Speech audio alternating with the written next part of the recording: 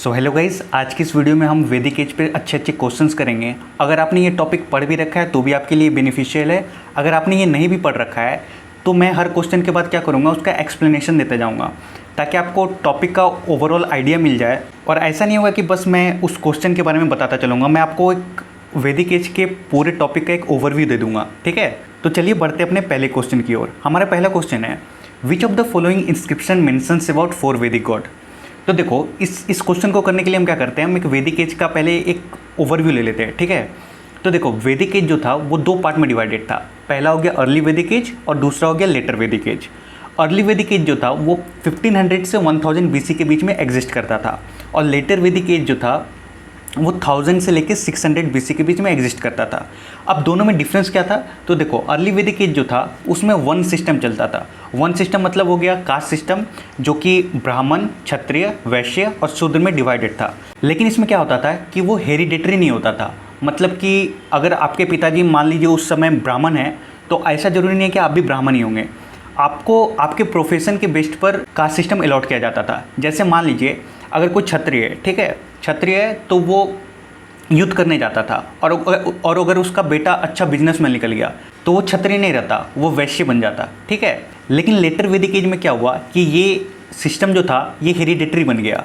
ठीक है, दूसरा डिफरेंस क्या है कि अर्ली वैदिक एज में विमेन जो थी उनका पार्टिसिपेशन काफ़ी अच्छा था। ठीक है, लेकिन लेटर वैदिक एज आते आते विमेन का जो पार्टिसिपेशन था वो बिल्कुल ख़त्म हो गया था। अर्ली वैदिक एज में विडो रीमैरिज को अलाउ किया जाता था, लेकिन लेटर वैदिक एज में ऐसा नहीं था।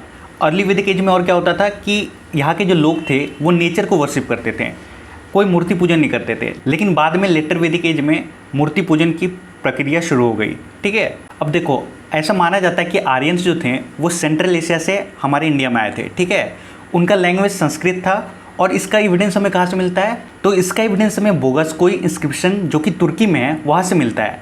इसमें हमें 4 गॉड के बारे में बताया गया है, इंद्र, वरुणा, मित्र और नसत्य। ठीक है, कौन कौन सी, इंद्र, वरुणा, मित्र और नसत्य। तो हमारे इस क्वेश्चन का आंसर हो जाएगा which of the following inscription mention about 4 वैदिक गॉड। तो याद रखना कौन सा है, बोगस कोई इंस्क्रिप्शन। ये कहाँ पे है, तो ये हो जाएगा तुर्की में। तुर्की में है। कौन कौन से गॉड के बारे में बताता है, तो ये बताता है इंद्र, वरुण, मित्र और नासत्य।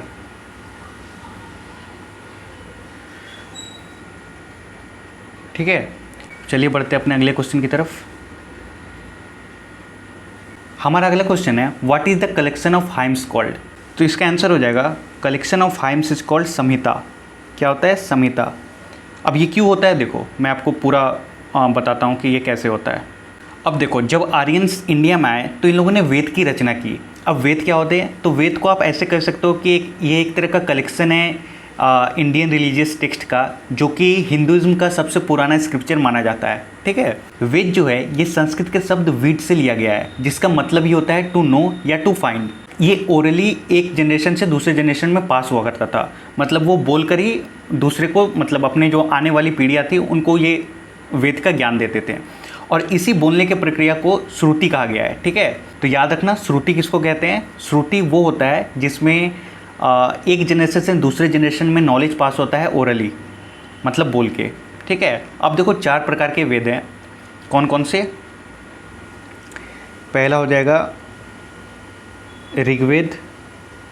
अब ये क्या होते हैं, मैं आपको समय समय पर, मतलब आगे आगे क्वेश्चन जैसे जैसे आएंगे मैं आपको पूरा एक्सप्लेनेशन देता जाऊंगा। दूसरा यजुर्वेद, तीसरा सामवेद, और चौथा अथर्ववेद।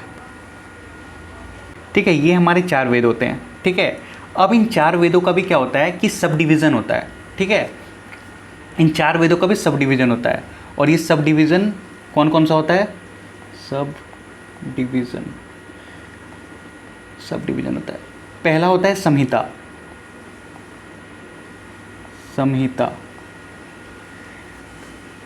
संहिता, ठीक है, पहला संहिता होता है। संहिता में क्या होता है, कलेक्शन ऑफ हाइम्स, मतलब मंत्रों का कलेक्शन होता है। ये कलेक्शन ऑफ हाइम्स। अब इसको याद कैसे रखना है, तो देखो संहिता, संहिता को आप ऐसे समझो, ऐसे पढ़ो कि शाम होता। अब शाम होती ही मम्मी क्या करती है, आरती देती है, घर में आरती होता है। और आरती ऐसा तो नहीं कि कुछ भी उठा के कर दिया आरती, आरती में मंत्रों का उच्चारण होता है। तो याद रखना संहिता कलेक्शन ऑफ हाइम्स, संहिता पे सम होता, शाम होता, और शाम होता में क्या होता है, शाम होती क्या होता है, मंत्रों का उच्चारण होता है। संहिता कलेक्शन ऑफ हाइम्स, ठीक है, याद हो गया। अब दूसरा देखो कौन सा है, दूसरा हो गया ब्राह्मणास, ब्राह्मणास, ब्राह्मणास। ब्राह्मणास में क्या होता है, अब देखो मम्मी अब पूजा करेगी तो ऐसा तो नहीं कि कुछ भी उठाया और पूजा कर दिया, पूजा के लिए कुछ रिचुअल्स जानने होते हैं, तो उन रिचुअल्स के बारे में इन टेक्स्ट में होते हैं। ब्राह्मणास में क्या होता है, रिचुअल्स के बारे में बताया होता है, रिचुअल्स के बारे में बताया होता है, ठीक है। अब हमारा तीसरा होता है अरण्यकाश, अरण्यकाश।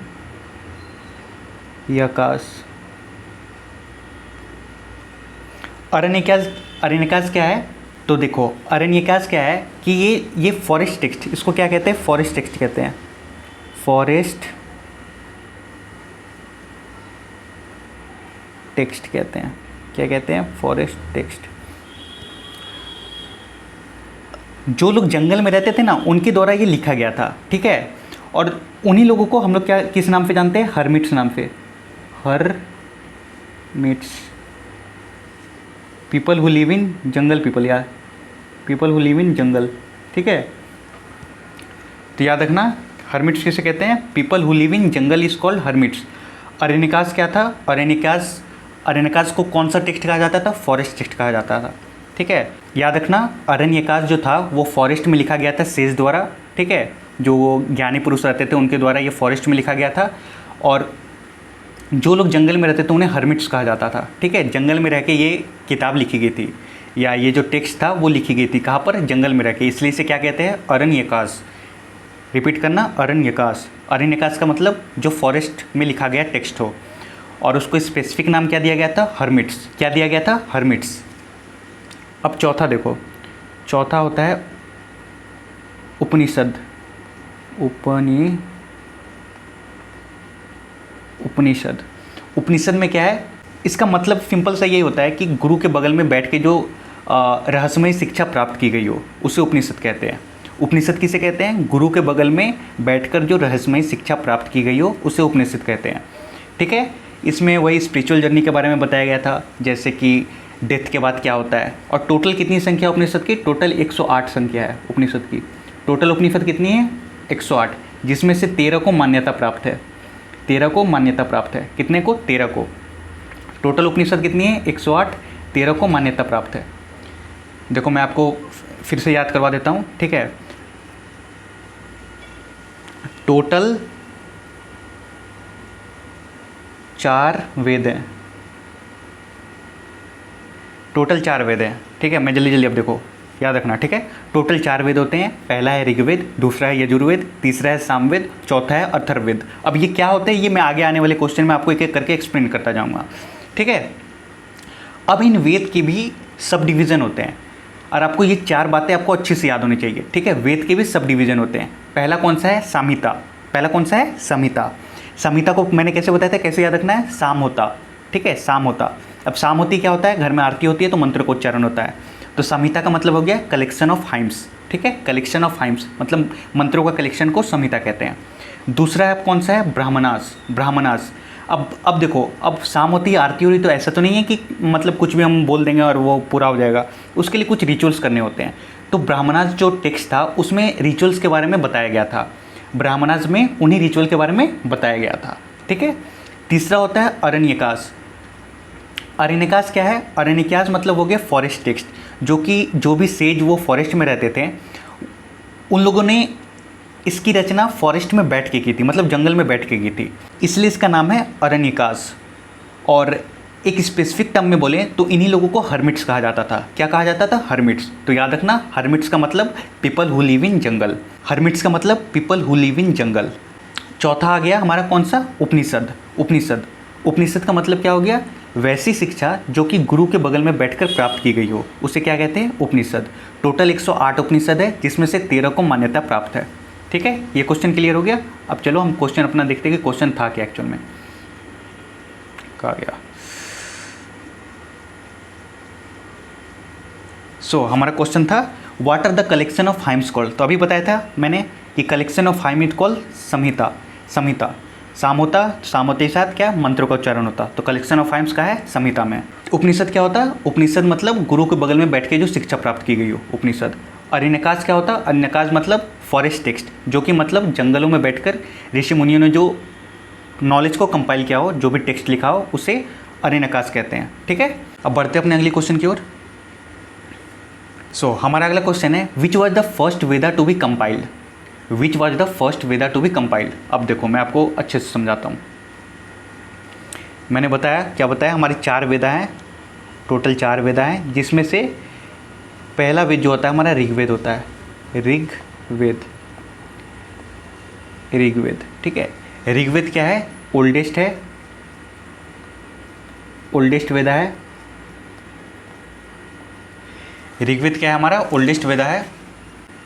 अब जाहिर सी बात है, कोई भी चीज़ अगर ओल्ड होगी तो वो पहले बनी होगी, तो यही पहली वेदा थी, यही पहला वेदा था जो कि कंपाइल हुआ था, जो कि पहले बना था। कौन सा? वो है ऋग्वेद।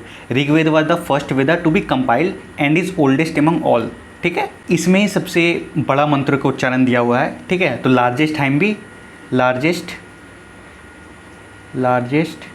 हाइम्स भी इसी में मिलेगा। ठीक है, टोटल 10 मंडल हैं, याद रखना। ऋग्वेदा में कितने मंडल है? 10 मंडल है, जिसमें से आपको मैं 4 याद कराऊंगा और वो 4 आपको टिप पे याद रहनी चाहिए। ठीक है, अब वो कौन कौन सी है देखते हैं, रुको।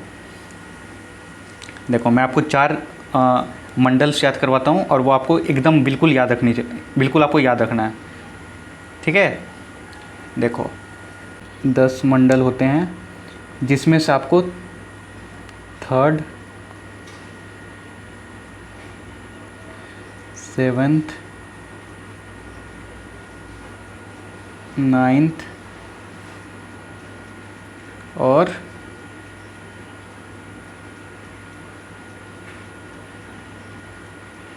10th, तो मैं 10th याद रखना है। ठीक है, देखो 3rd मंडल में क्या था? 3rd मंडल में गायत्री मंत्र की चर्चा है।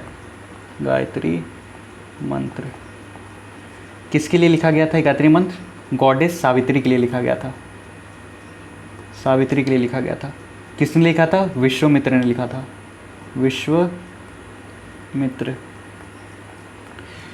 ठीक है, 3rd मंडला में किसकी चर्चा है? 3rd मंडला में गायत्री मंत्र की चर्चा है। किसके लिए लिखा गया था? गॉडेस सावित्री के लिए लिखा गया था। किसने लिखा था? तो विश्वामित्र ने लिखा था। ठीक है, अब 7th मंडला हम लोग देखते हैं। 7th मंडला में बैटल ऑफ 10 किंग्स के बारे में दिया हुआ है, जिसे 10 राजना युद्ध कहते हैं। 10 राजना युद्ध, जिसे बैटल ऑफ 10 किंग्स कहते हैं। Battle of 10 Kings, battle of 10 Kings कहते हैं। ठीक है, किसके किसके बीच हुआ था? तो Bharat tribe versus 10 Kings. Bharat tribe और 10 किंग्स के बीच में हुआ था, जिसमें जीत किसकी हुई थी? जीत हुई थी भारत ट्राइब की। जीत किसकी हुई थी? भारत ट्राइब की। और इसका लीडर का नाम जो था वो था सुदास। ठीक है, लीडर का नाम था सुदास। अब कई बार एग्जाम में ये भी क्वेश्चन पूछ लेता है कि ये कौन सी नदी के तट पे लड़ाई की गई थी। तो याद रखना ये रावी नदी के तट पे लड़ाई की गई थी, रावी नदी के। अब रावी को पुराने ज़माने में मतलब किस नाम से जानते थे? मतलब अर्ली वैदिक एज के समय रावी नदी को हम लोग कहते थे पुरुषनी। तो याद रखना बैटल ऑफ 10 किंग्स जो था वो रावी नदी के किनारे लड़ी गई थी। ठीक है, अब इसको पुरुषनी को कैसे याद रखोगे? तो देखो रावी को रवि पढ़ सकते हो, तो रवि क्या है? पुरुष है, तो उससे याद रखना रवि पुरुषनी। तो रावी नदी का पुराना नाम क्या था? पुरुषनी। ठीक है, अब देखो 9th मंडला में क्या दिया हुआ है? 9th मंडला में सोमदेव के बारे में दिया हुआ है। सोमदेव। ठीक है, 9th मंडला में किसके बारे में दिया है? सोमदेव, जिसको लॉर्ड ऑफ प्लांट्स के नाम से जानते हैं। Lord of plant. इसी में सोमरस की भी चर्चा है। सोमरस। ठीक है। 9th मंडला में किसके बारे में दिया है? सोमदेव के बारे में दिया है, और इसी में सोमरस की भी चर्चा है। अब आखिरी हमारा बचा है कौन सा? 10th मंडला। 10th मंडला में आपको क्या याद रखना है? 10th मंडला में आपको याद रखना है कि 10th मंडला में जो है एक कॉस्मिक बीइंग है जिसका पुरुष सुक्ता नाम है। क्या नाम है? पुरुष सुक्ता। ये एक तरह का क्या है? कॉस्मिक बीइंग है। कॉस्मिक बीइंग एक तरह का क्या है? Cosmic being. इसमें हमें बताया गया है कि इसी से जो 4 वर्ण है ना, ब्राह्मण, क्षत्रिय, वैश्य और शूद्र, ये इसी से मतलब ओरिजिनेट हुए हैं। जिसका जो चीज़ माउथ से ओरिजिनेट हुआ उसे क्या कहते हैं? ब्राह्मण। ब्राह्मण। जो आम से ओरिजिनेट हुआ, आम से ओरिजिनेट हुआ उसे क्षत्रिय कहते हैं। क्षत्रिय। जो चीज़ थाई से ओरिजिनेट हुई उसे वैश्य कहते हैं। वैश्य।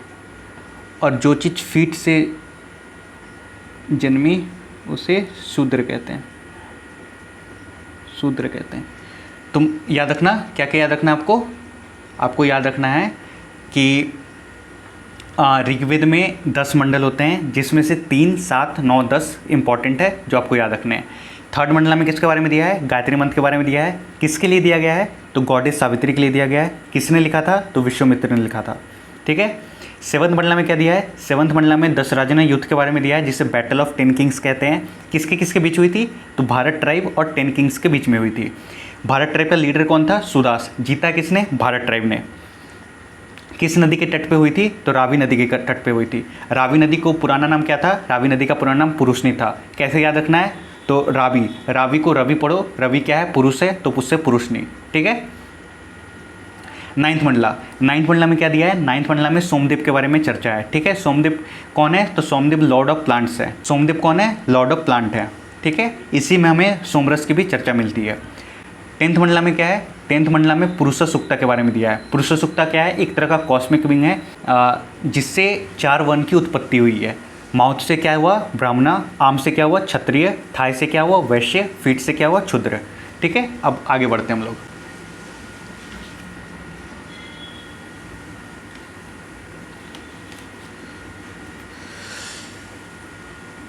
और आपको क्या क्या याद रखना है? अब देखो, आपको याद रखना है ऋग्वेद में, और इसमें टोटल 1028 हाइम्स है। ठीक है। 10,600 वर्सेस है। ये सब इंपॉर्टेंट है जो मैं लिख रहा हूँ, याद रखना इसे। वर्सेस है। अब देखो, जो मंत्रों का उच्चारण करते थे उसे क्या कहते थे? होत्री। होत्री। याद रखना, होत्री कौन होते थे? जो मंत्रों का उच्चारण करते थे, जो हाइम्स का उच्चारण करते थे उसे होत्री कहते थे। इंग्लिश में लिखा रहेगा the person who recites hymns are known as Hotri. ठीक है। The person who recites hymns are known as Hotri. तो याद रखना, टोटल 1028 हाइम्स है। कितने हैं? 1028 हाइम्स है। 10,600 वर्सेस है। ओल्डेस्ट वेदा है। इसमें पहला मंत्र जो दिया हुआ है वो अग्निदेव के बारे में दिया हुआ है। फर्स्ट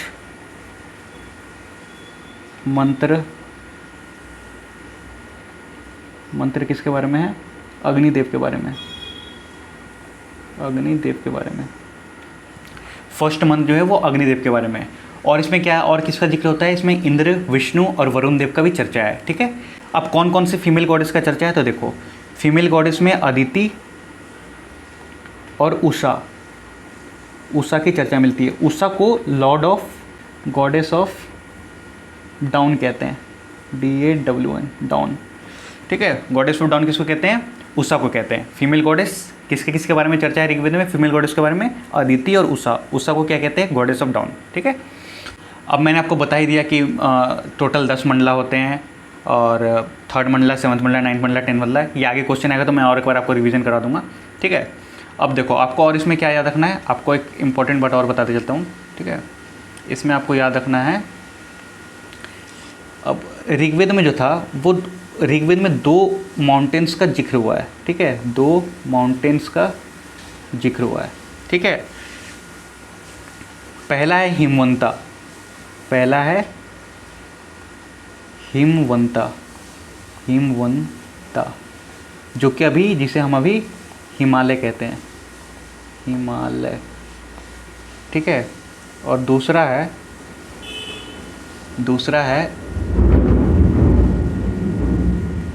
मुंजावट, जिसे अभी हिंदुकुश पर्वत के नाम पे जानते हैं, हिंदुकुश।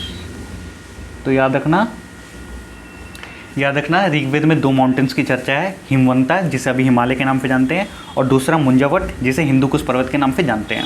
अब इसमें 7 नदी के बारे में भी चर्चा है जिसे सप्त सिंधु कहते हैं। क्या कहते हैं? सप्त सिंधु। क्या कहते हैं? सप्त सिंधु। मैं आपको इसको याद करने की ट्रिक भी बता दूंगा, ठीक है। देखो कौन कौन सी नदी है। इंडस, मैं जल्दी लिख लेता हूँ, ठीक है। इंडस, झेलम, चेनाब,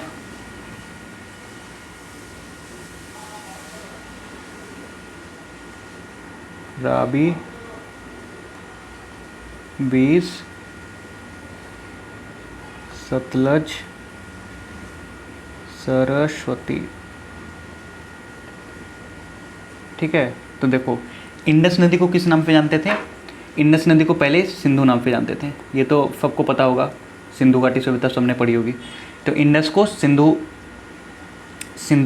नाम पे जानते थे। अगर आपने सिंधु घाटी सभ्यता की वीडियो नहीं देखी है तो वो भी जाके देख लो, उस पर भी काफ़ी अच्छे क्वेश्चंस मैंने करवाए हैं। दूसरा हो गया झेलम। झेलम को किस नाम पे जानते थे? वितस्ता,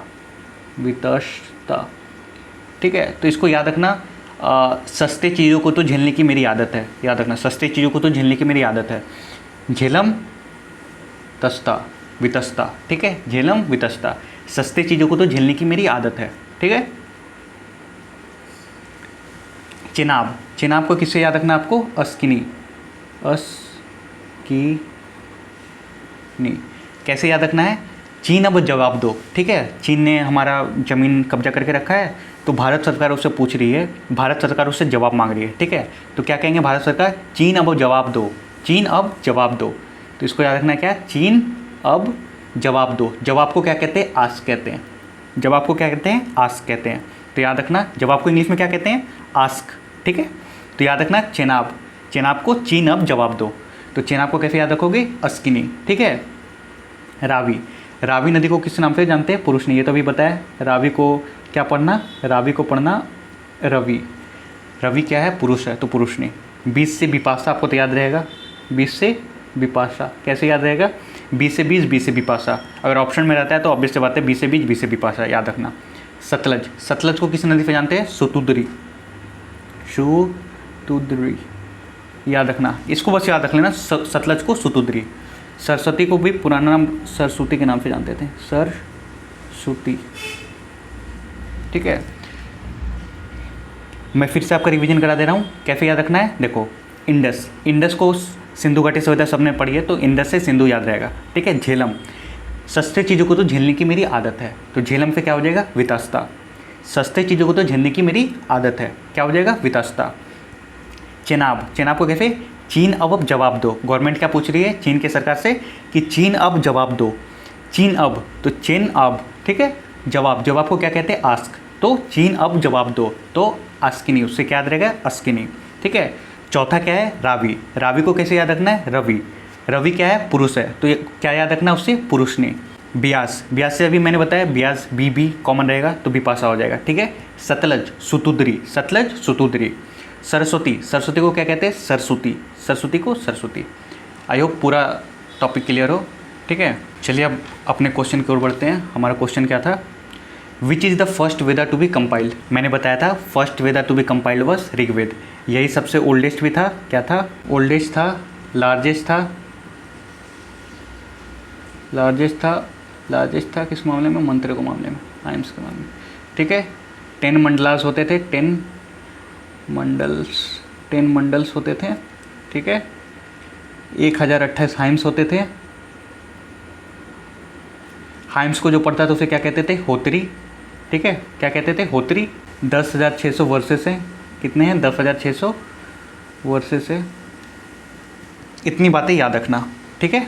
अब अगले क्वेश्चन की तरफ बढ़ते हैं।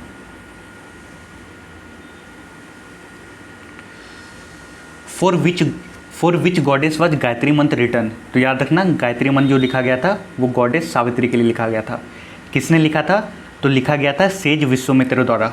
किसने लिखा था? विश्वामित्र।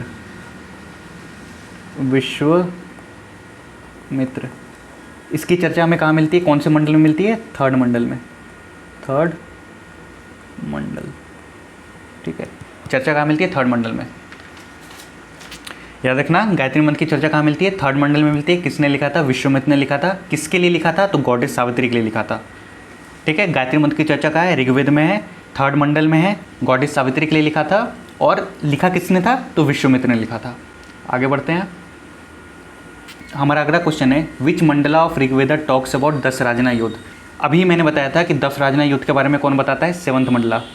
अब देखो क्या क्या याद रखना है। सेवंथ मंडला में किसके किसके बारे में दिया हुआ था? तो सेवंथ मंडला में दिया था 10 राजना या बैटल ऑफ 10 किंग्स के बारे में। बैटल ऑफ 10 किंग्स के बारे में दिया गया था। किसके किसके बीच में लड़ाई हुआ था? लड़ाई हुआ था भारत ट्राइब के बीच में।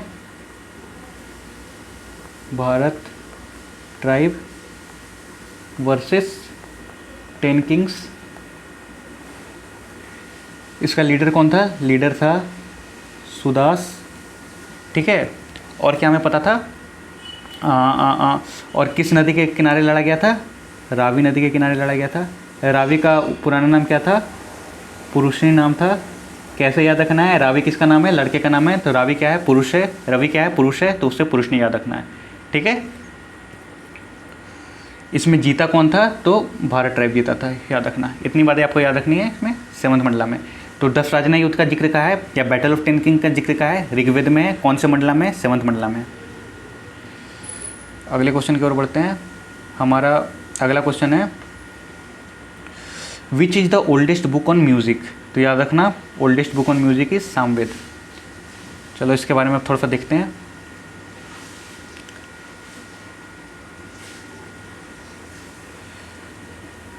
सामवेद, देखो सामवेद जो था, सामवेद जो था ये ओल्डेस्ट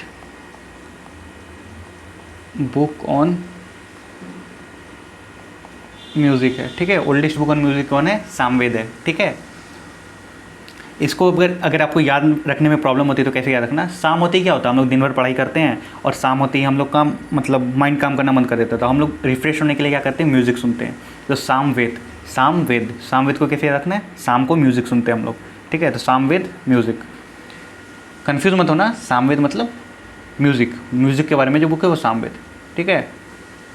और क्या इसमें याद रखना है? इसके 2 उपनिषद है। उपनिषद क्या होता था? मैंने बताया था उपनिषद जो गुरु के बगल में बैठकर शिक्षा प्राप्त की जाती थी उसे क्या कहते थे? उपनिषद कहते थे। तो इसके 2 उपनिषद थे। सामवेद के कितने उपनिषद है? 2 उपनिषद। कौन कौन से? छंदोग्य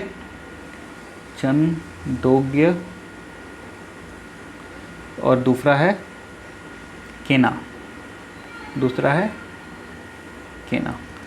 ठीक है। तो सामवेद में आपको इतनी बातें याद रखनी है। सामवेद में क्या क्या याद रखना है? ओल्डेस्ट बुक ऑन म्यूजिक, 2 उपनिषद, पहला छंदोग्य, दूसरा केना। पहला छंदोग्य और दूसरा केना। अब अगले क्वेश्चन की ओर बढ़ते हैं। हमारा क्वेश्चन है which Veda contains mantras related to black magic. तो याद रखना ब्लैक मैजिक जो था वो अर्थर्ववेद में था। किस में था? अर्थर्ववेद में।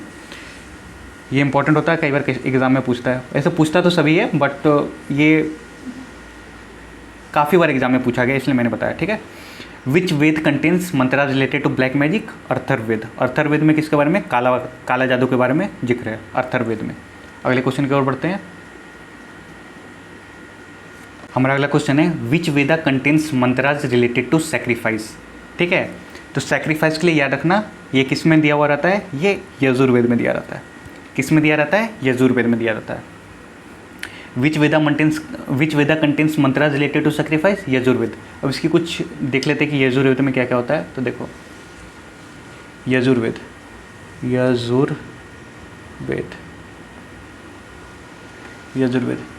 इसमें क्या है? यजुर पे याद रखना है वाई युद्ध की चर्चा होती है।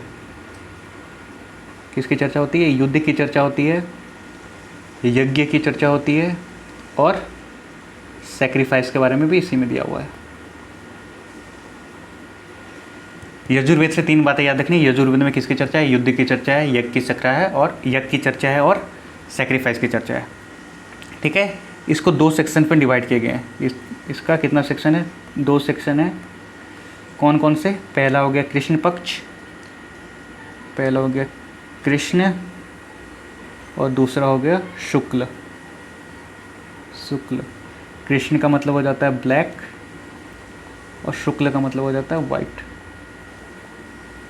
ठीक है, याद रखना। यजुर्वेद में युद्ध की चर्चा है, यज्ञ की चर्चा है, सेक्रीफाइस की चर्चा है। 2 सेक्शन में है, कृष्ण और शुक्ल,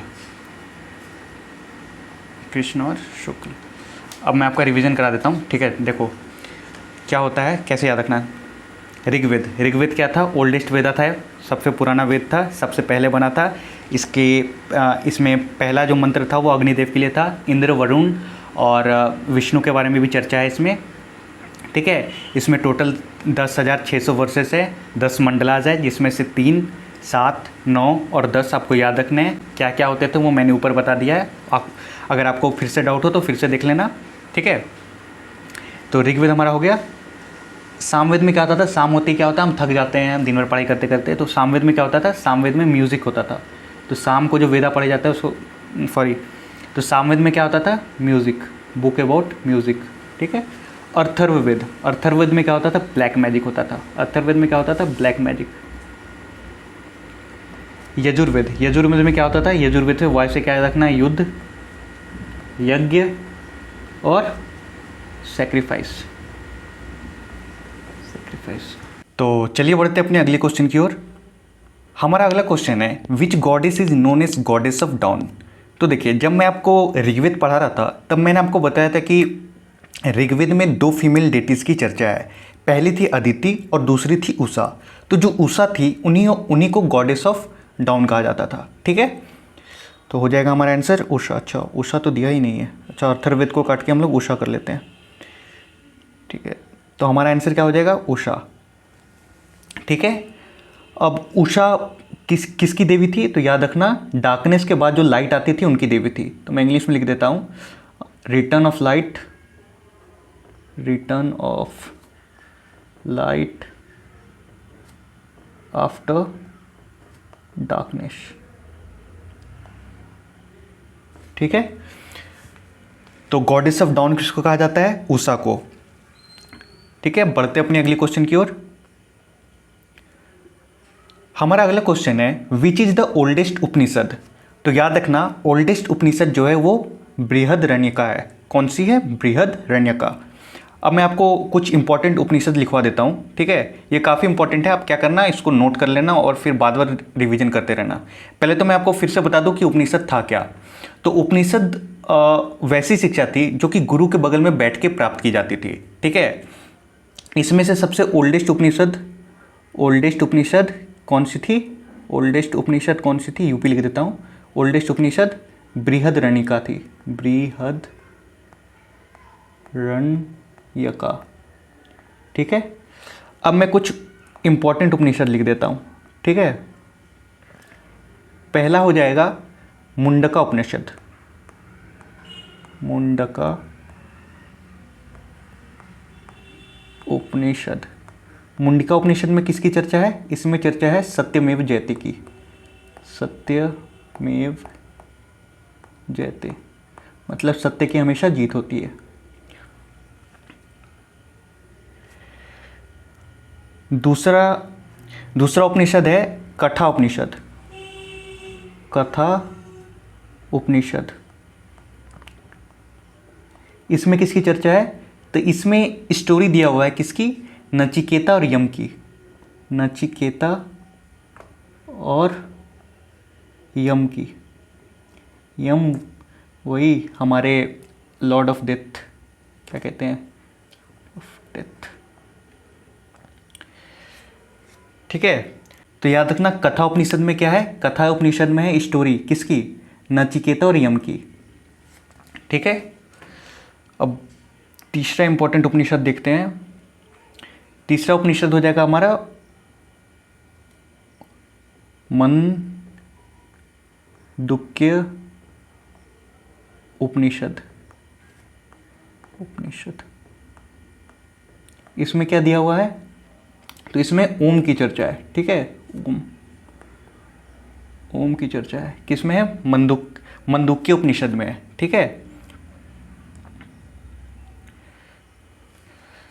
हमारा चौथा क्या हो जाएगा?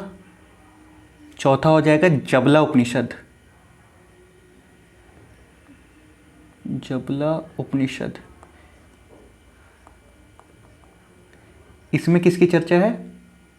तो याद रखना, जबला उपनिषद में चर्चा है त्रिमूर्ति की। त्रिमूर्ति में कौन कौन आते हैं? ब्रह्मा विष्णु महेश, ठीक है। ब्रह्मा विष्णु महेश, तो किसमें चर्चा है उसकी? तो उसमें चर्चा है जबला उपनिषद में। तो याद रखना, त्रिमूर्ति की चर्चा जबला उपनिषद में, ठीक है।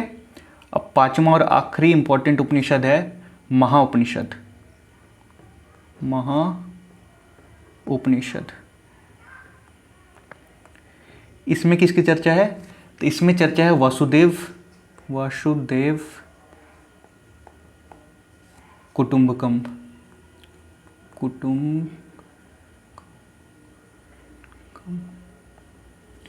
ठीक है। इसका मतलब क्या होता है? इसका मतलब होता है कि पूरा संसार एक परिवार है। होल वर्ल्ड इज फैमिली, ठीक है। तो इसको याद रखना। मैं रिवीजन करा देता हूं एक बार। देखो, मैंने क्या बताया कि उपनिषद क्या होता है? उपनिषद होता है गुरु के बगल में बैठकर जो शिक्षा प्राप्त करते हैं, उससे उपनिषद कहते हैं, ठीक है। सबसे ओल्डेस्ट उपनिषद कौन सा है? बृहदारण्यका। कौन सा है? बृहदारण्यका, ठीक है। अब कुछ इंपॉर्टेंट उपनिषद थे, जैसा कि पहला हो गया मुंडका उपनिषद, जिसमें किसकी चर्चा है? सत्यमेव जयते की चर्चा है, मतलब सत्य की हमेशा जीत होती है। दूसरा उपनिषद है कथा उपनिषद, जिसमें की स्टोरी दिया हुआ है नचिकेता और यमा की। यमा कौन था? तो लॉर्ड ऑफ डेथ, ठीक है। तीसरा है मंदुक्य उपनिषद। मंदुक्य उपनिषद में किसकी चर्चा है? ओम की चर्चा है। चौथा है जबला उपनिषद। जबला उपनिषद में किसकी चर्चा है? त्रिमूर्ति की चर्चा है। त्रिमूर्ति मतलब ब्रह्मा विष्णु और महेश की चर्चा है, ठीक है। पांचवा है महाउपनिषद। महाउपनिषद में किसकी चर्चा है? वासुदेव कुटुंबकम की। वासुदेव कुटुंबकम का अर्थ क्या हो गया? कि पूरा संसार एक फैमिली है, ठीक है। बढ़ते अपने अगले क्वेश्चन की ओर। हमारा अगला क्वेश्चन क्या है कि सत्यमेव जयते इज टेकन फ्रॉम विच उपनिषद? तो याद रखना, सत्यमेव जयते जो था वो लिया गया था किससे? मुंडका उपनिषद से, ठीक है। बृहदारण्यका क्या था? ओल्डेस्ट उपनिषद था, ये तो ओल्डेस्ट था, ठीक है। महाउपनिषद से क्या लिया गया था? महाउपनिषद से लिया गया था वासुदेव कुटुंबकम लिया गया था। और मुंडका से क्या लिया गया था? मुंडका से सत्यमेव जयते लिया गया था, ठीक है। याद कर लेना ये सब। हमारा अगला क्वेश्चन है what is the total number of Vedangas? तो याद रखना, टोटल जो है 6 वेदांगास है, ठीक है। टोटल कितने वेदांगास है? 6 वेदांगास है, ठीक है। वेदांगास का अर्थ क्या होता है? वेदांगास का अर्थ होता है टूल टू अंडरस्टैंड वेदा। एक मिनट। वेदांगास का अर्थ होता है टूल टू अंडरस्टैंड वेदास, ठीक है। टोटल 6 वेदांगास है। कौन कौन से? चलिए देखते हैं। मैं आपको याद करा दूंगा इसका शॉर्ट ट्रिक से। पहला हो गया शिक्षा, दूसरा हो गया कल्पा, तीसरा हो गया व्याकरण,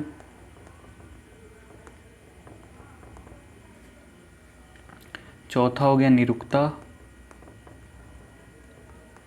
पांचवा हो गया ज्योति और छठा हो गया छंद। तो देखो, शिक्षा क्या होता था? Study of phonetics. तो इसको याद कैसे रखना है? तो ऐसे ही इसको याद ऐसे रखना, ठीक है। अभी हम लोग शिक्षा किस में ग्रहण कर रहे हैं? फोन में कर रहे हैं। तो शिक्षा का क्या हो जाएगा? Study of phonetics. शिक्षा का क्या हो जाएगा? Study of phonetics. कल्पा का क्या हो जाएगा? Study of practice. कल्पा का क्या अर्थ होता था? Study of practice. आपको बस यही कल्पा याद रखना है, बाकी सब तो मैं याद करवा दूंगा। तीसरा है व्याकरण। व्याकरण का तो अर्थ ये तो बचपन से सब पढ़ते आ रहे हैं, तो इसका हो जाएगा study of grammar. Grammar. Nirukta, Nirukta का क्या हो जाएगा? Study of etymology. Study of etymology. ठीक है, इसको कैसे याद रखना है? तो नहीं रुकता, निरुक्ता को क्या कैसे आपको बोलना है? निरुक्ता को आपको कैसे बोलना है? नहीं रुकता। क्या नहीं रुकता? टाइम नहीं रुकता।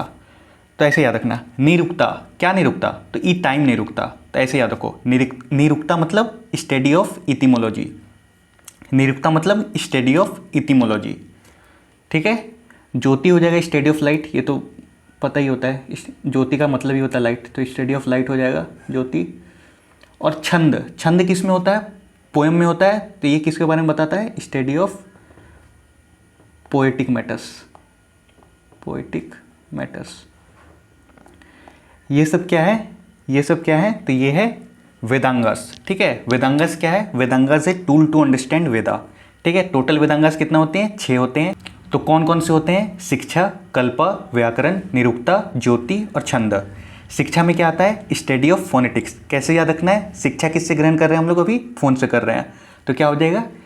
शिक्षा का मतलब स्टडी ऑफ फोनेटिक्स, कल्प का मतलब स्टडी ऑफ प्रैक्टिस, व्याकरण का मतलब स्टडी ऑफ ग्रामर। नहीं रुकता, क्या नहीं रुकता? टाइम नहीं रुकता। तो निरुक्ता का मतलब हो जाएगा study of etymology. Jyoti, Jyoti क्या हो जाएगा? Study of light. छंद क्या हो जाएगा? Study of poetic matters. ठीक है, बढ़ते अपने अगले क्वेश्चन की ओर। What is the old name of river Ravi? ये बताया था मैंने, क्या होता है? पुरुषनी। कैसे याद रखना था? रावी। रावी किसका नाम है? पुरुष का नाम है। ठीक है, रावी, रवि ऐसे पढ़ लेना, रावी को रवि। रवि किसका नाम है? पुरुष का नाम है। तो क्या हो जाएगा? पुरुषनी। ठीक है, बढ़ते अपने अगले क्वेश्चन की ओर। हमारा अगला क्वेश्चन है, what was the term coined for battle of cows in early वैदिक एज? तो देखो, इसको मैं अच्छे से पढ़ाता हूँ। हाँ, तो देखो, जो काऊ था वो उस समय काफ़ी पवित्र माना जाता था। इनफैक्ट अभी भी माना जाता है। तो याद रखना, काऊ को सैक्रेड कहा जाता था। सैक्रेड मतलब पवित्र, पवित्र। ठीक है, सैक्रेड माना जाता था। इसको एक स्पेसिफिक टर्म दिया गया था, जिसका मतलब जो टर्म दिया था वो क्या था? अगण्य। अगण्य। ठीक है, तो काऊ को काफ़ी पवित्र माना जाता था और इसको क्या दिया था? अगण्य नाम दिया था। ठीक है, और इस समय क्या हुआ था कि कैटल को ही वेल्थ डिसाइडर माना जाता था। मतलब जिसके पास जितने गाय होंगे,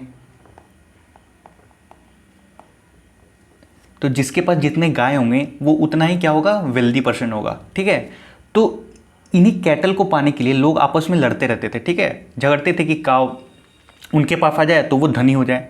तो इसी को कहा गया battle for cows. Battle for cows. और इसको टर्म दिया गया गविष्टि। गविष्टि।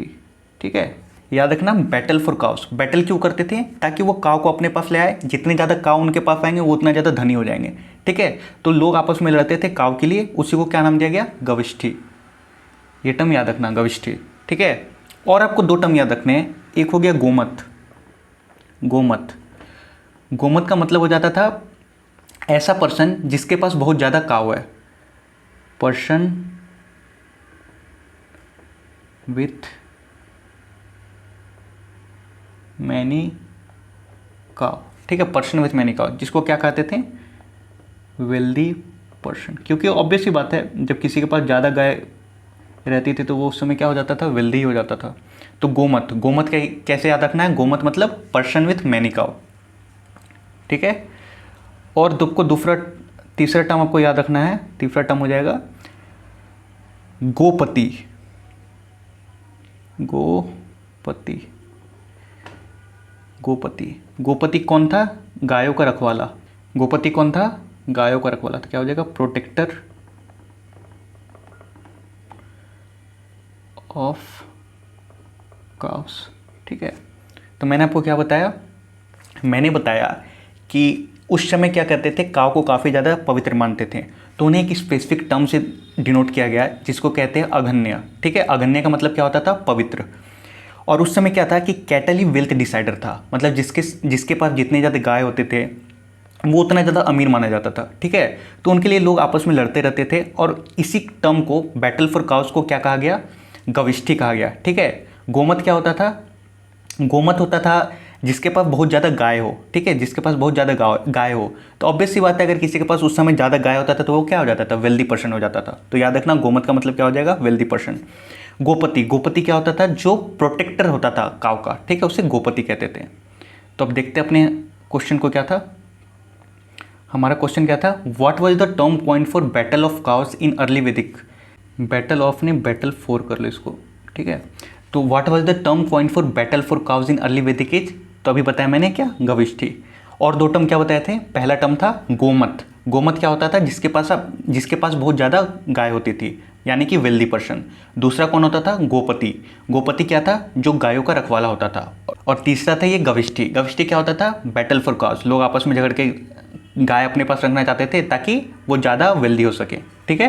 तो देखो इंद्र को जो था वो पुरंदर नाम से भी जाना जाता था। पुरंदर का अर्थ क्या होता है, सिटी डिस्ट्रॉयर, सिटी डिस्ट्रॉयर, या डिस्ट्रॉयर ऑफ फोर्ट भी कह सकते हैं, या डिस्ट्रॉयर ऑफ फोर्ट, ठीक है। तो पुरंदर का मतलब क्या होता था, सिटी ऑफ डिस्ट्रॉयर या डिस्ट्रॉयर ऑफ फोर्ट, ठीक है। तो पुरंदर का अर्थ ही हो गया। तो इंद्र को पुरंदर के नाम से भी जानते थे, वृत्रहंता के नाम से भी जानते थे। तो आंसर क्या हो जाएगा हमारा, बोथ ए एंड बी हो जाएगा आंसर, ठीक है। आंसर क्या हो जाएगा, बोथ ए एंड बी, याद रखना। और इंद्र को और एक नाम से जानते थे, वो नाम क्या था, लॉर्ड ऑफ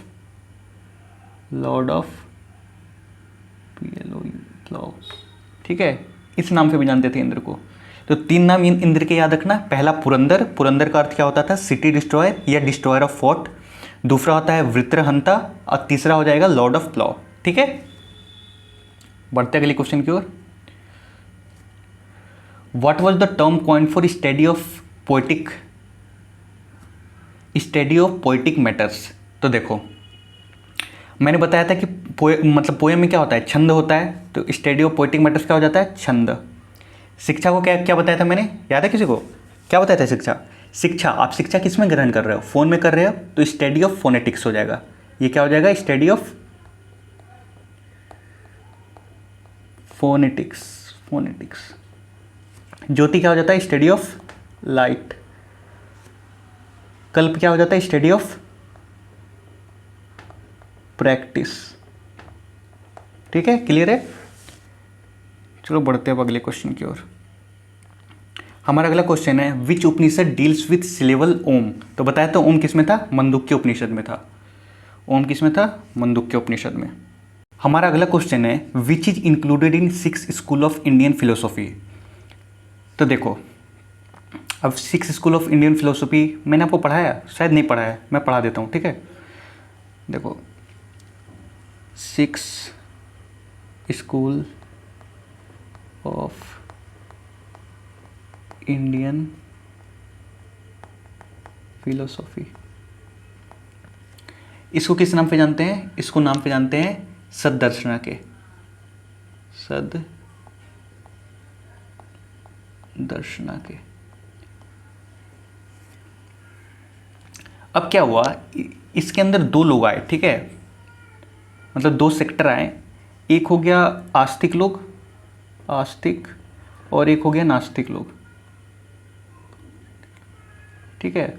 तो ये लोग भगवान, नास्तिक लोग जो थे वो लोग भगवान पर विश्वास नहीं करते थे या वेदा को नहीं मानते थे। जो वेदा थे उनको ये नहीं मानते थे, ठीक है। देखो 6 स्कूल ऑफ इंडियन फिलोसॉफी क्या होता है, 6 स्कूल ऑफ इंडियन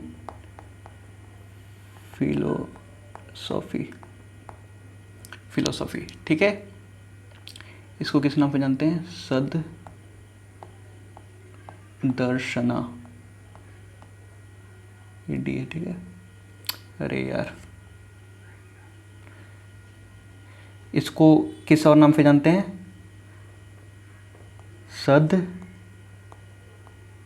सद्दर्शना। अब देखो क्या हुआ कि लोग 2 सेक्टर में डिवाइड हो गए। एक तो थे वो आस्तिक लोग, आस्तिक, और दूसरे थे नास्तिक लोग, नास्तिक, ठीक है। नास्तिक लोग वो थे जो वेद को नहीं मानते थे, ठीक है। आस्तिक लोग वो थे जो वेद को मानते थे। और इसमें मेनली हमारा कौन सा है, हिंदुइज्म, ठीक है। तो जो आस्तिक लोग थे, जिन लोगों ने वेद को स्वीकारा और उसके अथॉरिटी को एक्सेप्ट किया, उन लोगों ने क्या किया, 6 स्कूल ऑफ इंडियन फिलोसफी निकाला, ठीक है। इसके अंदर क्या क्या आता था, स्पेस है नहीं है, हाँ देखो इसके अंदर क्या क्या आता था, इसके अंदर आता था पहला समखया, और मैं आपको याद करवा दूंगा, ये टेंशन मतलब। दूसरा हो जाएगा न्याय, आपको इसमें बस न्याय याद रखना है, बाकी सब मैं याद करवा दूंगा। तीसरा हो जाएगा योगा, चौथा हो जाएगा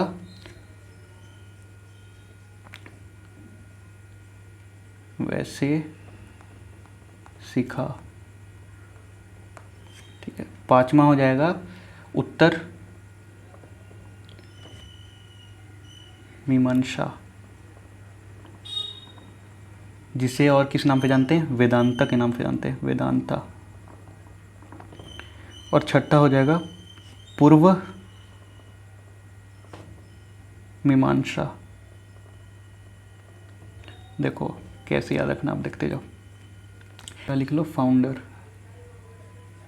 फाउंडर, ठीक है। देखो समखया को किसने फाउंड किया था, इसको फाउंड किया था कपिल ने, कपिल दिख नहीं रहा होगा ना ये, रुक जाओ,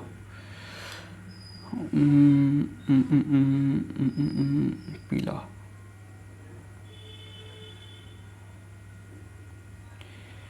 समखया को किसने फाउंड किया होगा, कपिल ने, कपिल, ठीक है। कैसे याद रखना है, शाम खाया का पीला, ठीक है, शाम को खाया और क्या पिया, तो याद रखना शाम खाया का पीला। जैसे भोजपुरी में कहते हैं ना, शाम को खाया पर का पीला, तो याद रखना शाम को खाया का पीला, शाम को खाया का पीला। तो समखया किसने फाउंड किया था, कपिल ने, ठीक है। शाम को खाया और क्या पिया, तो कपिल, ठीक है। न्याय किसने फाउंड किया था, गौतम ने, ठीक है। तीसरा योगा तो पता होगा, पतंजलि ने। वैसे सीखा, कैसे सीखा, जैसे कनाडा में सिखाते हैं, तो याद रखना इसका किसने फाउंड किया था, कन्नडा। वैसे सीखा, कैसे सीखा, जैसे कनाडा में सिखाते हैं, किसने फाउंड किया था इसे, कन्नडा, ठीक है। उत्तर मीमांसा को कैसे याद रखना है, बद्रयाना, इसको फाउंड किसने किया था, बद्रयाना। याद कैसे रखना है, उत्तर से क्या आ रहा है, बादल आ रहे हैं, तो बद्रा मतलब क्या हो गया, बादल, ठीक है। तो ऐसे याद रखना, उत्तर मीमांसा क्या आ रहा है, बद्रयाना, उत्तर से बादल आ रहा है, उत्तर मीमांसा बद्रयाना, उत्तर मीमांसा बद्रयाना। पूर्व मीमांसा में आपको क्या याद रखना है, पूर्व मीमांसा पे क्या हो जाएगा, किसने फाउंड किया था, जैमिनी ने। कैसे आपको याद रखना है, पूर्व में मत जाओ, जाम है वह, पूर्व में मत जाओ, क्या है वह, जाम है, पूर्व में मत जाओ, क्या है वह, जाम है। तो देखो 6 स्कूल ऑफ इंडियन फिलोसफी कौन कौन सा था, पहला था समख्या में आपको कैसे याद रखना है, शाम को खाया का पीला, शाम को खाया लेकिन क्या पिया, तो ऐसे याद रखना है, समख्या क्या पिया, का पीला, ठीक है। फाउंडर कौन था, कपिला। दूसरा न्याय में क्या आपको याद रखना है, गौतम, न्याय में गौतम। योगा तो पता ही होगा किसने किया है, पतंजलि ने। वैसे सीखा, कैसे सीखा, जैसे कनाडा में सिखाते हैं, तो क्या हो जाएगा, कन्नडा। उत्तर मीमांसा क्या हो जाएगा, उत्तर से क्या आ रहा है, बादल आ रहा है, तो बद्रयानी, उत्तर मीमांसा में क्या हो जाएगा, बद्रयाना, ठीक है। पूर्व मीमांसा में क्या हो जाएगा, पूर्व में क्या बताया था मैंने, जाम है, ठीक। कैसे याद रखना है, पूर्व मीमांसा जैमिनी, ठीक है, याद हो गया। अब बढ़ते अपने क्वेश्चन की तरफ।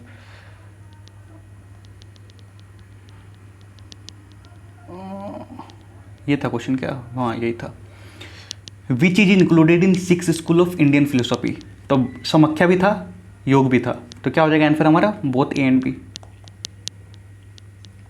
समख्या किसने फाउंड किया था, शाम को खाया पर क्या पिया, तो क्या हो जाएगा, कपिला, ठीक है। योग किसने फाउंड किया था, पतंजलि।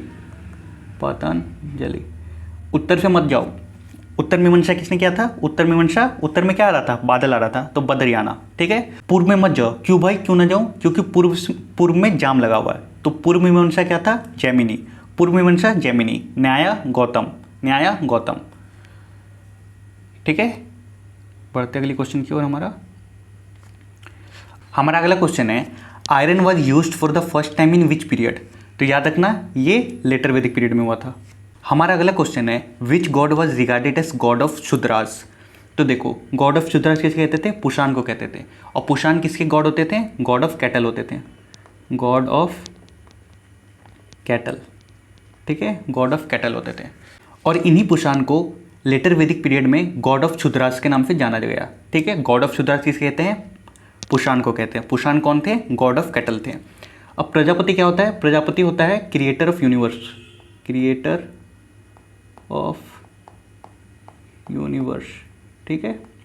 इंद्र का तो बता ही दिया, वृत्रहंता, वृत्रहंता और पुरंदर। पुरंदर का मतलब क्या होता था, पुरंदर का मतलब होता था सिटी डिस्ट्रॉयर या डिस्ट्रॉयर ऑफ फोर्ट, ठीक है। और एक नाम पे जानते थे इसको, इंद्र को किस नाम पे जानते थे, लॉर्ड ऑफ प्लॉ। क्या हो गया ये, किस नाम पे जानते थे, लॉर्ड ऑफ प्लॉ, ठीक है, क्लियर है। तो गॉड ऑफ क्षुद्रास किसे कहते थे, गॉड ऑफ क्षुद्रास कहते थे पुषाण को। पुषाण कौन थे, गॉड ऑफ कैटल थे, ठीक है। बढ़ते अगले क्वेश्चन की ओर। देखो आगे क्वेश्चन, हमारा अगला क्वेश्चन है which god was regarded as lord of plough in later Vedic as.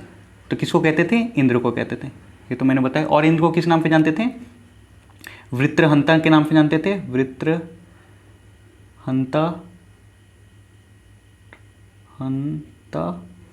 और दूसरा किस नाम पे जानते थे, और दूसरा नाम पे जानते थे पुरंदर,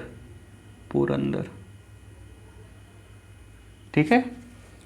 बढ़ते अगले क्वेश्चन की ओर। खत्म हो गया, तो आज के लिए इतना ही, मिलते अगले वीडियो में। जय हिंद।